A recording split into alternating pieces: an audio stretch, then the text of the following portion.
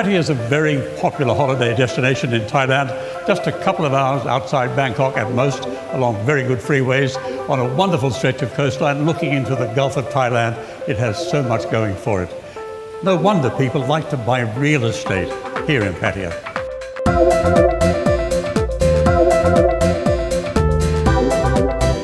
This one is definitely is an icon. It's the landmark for Pattaya. We have Scandinavian, German, Australian, American, England, Japanese, Chinese.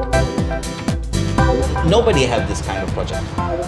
And if they have, suppose 2 buildings, they start one and they wait for the second. Yep. No, we start together, all 3 buildings finish on the same time.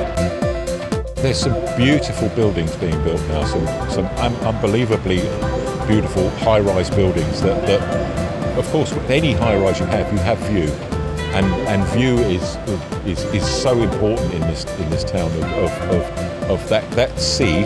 Everyone wants that sea view. So when you go high, you have sea view.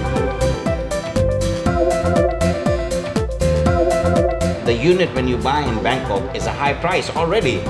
But here it's not the same story. Here we started with the low, but as we grow, we go up with the construction finish. It goes up to 30% up.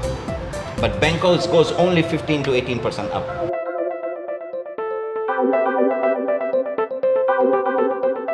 Of course, over the last 10 years or so, Pattaya, like everywhere else, has felt the disturbances, be they economic or political, and many other things too, but it goes on growing.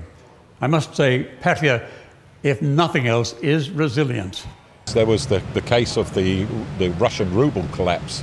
That was about 5 years ago, where some developers had up to 80% of their pre-sales to Russian buyers, where the ruble was really 1-to-1, 1 ruble to 1 baht, and it dropped overnight to 2 rubles to 1 baht, which meant that any payment schemes that Russians had now doubled in their own currency. However, it did bring the ability of the Russian to resell their contract, to flip their contract, okay, and make a good profit by returning their currency back to Russia at a higher rate.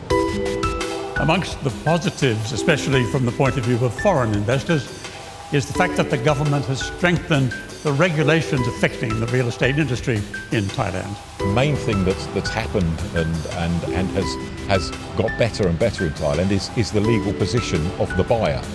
Now the legal position of the buyer is that there is the Condominium Act, which enforces rules and regulations on the seller, the developer, to make sure that they produce what they say they're going to produce when they're going to produce it.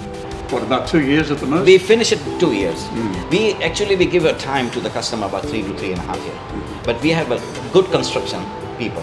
We finish this project within 2 years. Still we have 1 more year. People cannot complain that we're not finished, you know. You see all our projects. One's finished and the second one start. Same like Olympus now finished and we start Marina. When we finish this one, City Garden Tower, we start Olympus. So if you calculate, it's every other year or other project, we start 1 project. The developers that are left now are the strong developers, the ones that were able to ride the storm. They weren't relying on customer payments to build their buildings. They struggled for a while, but replaced the market with fresh customers. Okay, and everybody remembers different exchange rates, and everybody talks about, oh, when I was first here, I got this for this and that for that. This is today, and today's rate, it's still a good investment.